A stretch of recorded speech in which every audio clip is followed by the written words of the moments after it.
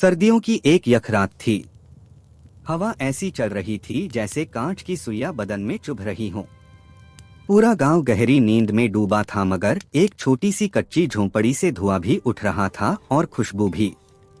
यह वही झोंपड़ी थी जिसे गांव वाले साग वाली रसोई कहते थे।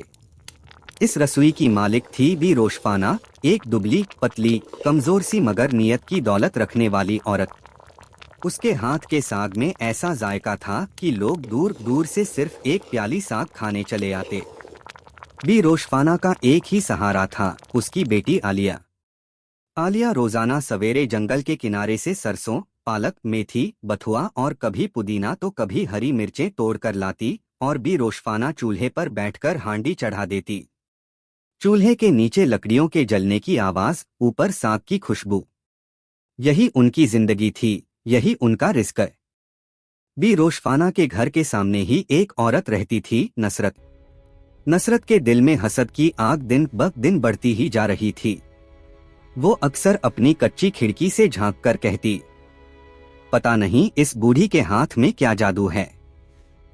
लोग इसे छोड़कर मेरे घर क्यों नहीं आते। एक दिन उसने गांव में अफवाह फैला दी, रोशफाना साग में कोई टोना टोटका करती है, तभी लोग उसके खाने पर टूट पड़ते हैं। गांव वालों ने बात पर यकीन कर लिया।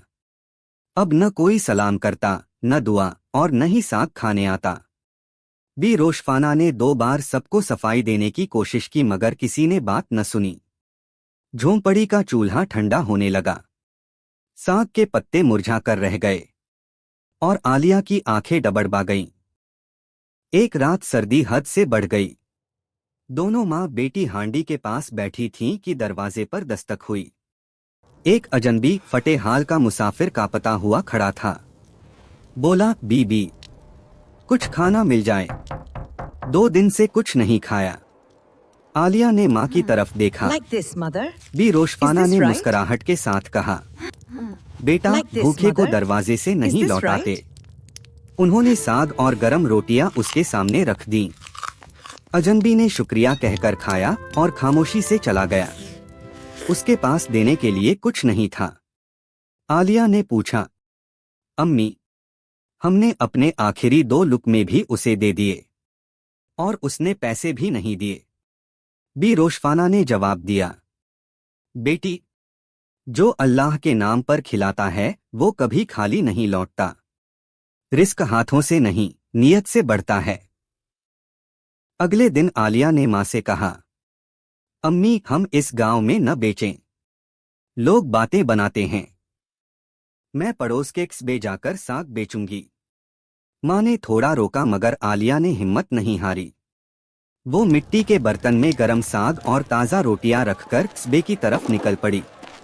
पहले लोग गुजरते रहे, फिर एक बूढ़े ने पूछा, बेटी, क्या बेच रही हो? आलिया ने डरते डरते कहा, साग, अम्मी ने बनाया है। बूढ़े ने खाया। पहला निवाला लेते ही उसकी आंखें चमक उठीं। अरे, ये तो बरसों पहले का देसी जायका है। बेटी, कितना दोगी? उसके बाद लोग खिंचे चले आए।